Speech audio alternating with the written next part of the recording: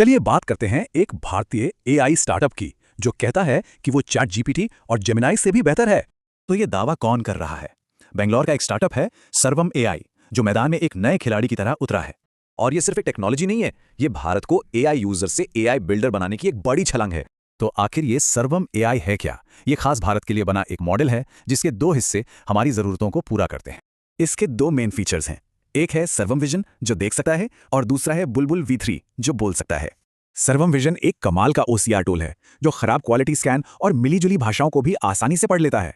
और दूसरा है बुलबुल V3, एक टेक्स्ट टू स्पीच इंजन जो भारत की ढेरों भाषाओं, बोलियों और लहजों पर फोकस करता है। पर यह सिर्फ एक टेक की बात नहीं है, ये सॉवरेन एआई के बारे में है। अब ये सॉवरेन एआई क्या चीज है?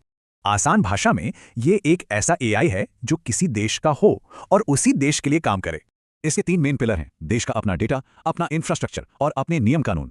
और सबसे दिलचस्प बात, इसे एक स्ट्रेटेजिक एसेट माना जा रहा है, जैसे न्यूक्लियर पावर या सेमीकंडक्टर। और ये भारत के लिए इतना जरूरी क्यों है?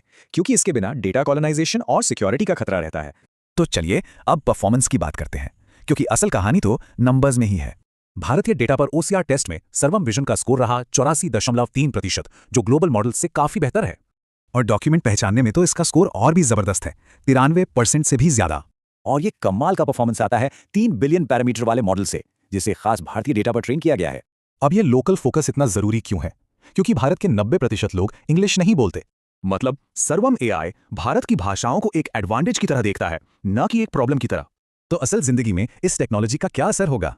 सोचिए, इसका असर हर जगह होगा। गवर्नेंस, इकोनॉमी, हमारी रोज की जिंदगी। जैसे सरकारी रिकॉर्ड्स को डिजिटाइज करना या फिर बिल्कुल नई हाई स्किल जॉब्स बनाना। ये भारत के लिए एक बहुत बड़ा शिफ्ट है। अब हम सिर्फ एआई कंज्यूमर नहीं, एआई क्रिएटर बन रहे हैं। इससे भारत ग्लोबल साउथ के लिए एक मल्टीलिंगुअल एआई लीडर बन सकता है और दुनिया में अपनी डिजिटल धाक जमा सकता है। तो भारत अब एक एआई क्रिएटर है। सवाल यह है कि अब आगे क्या?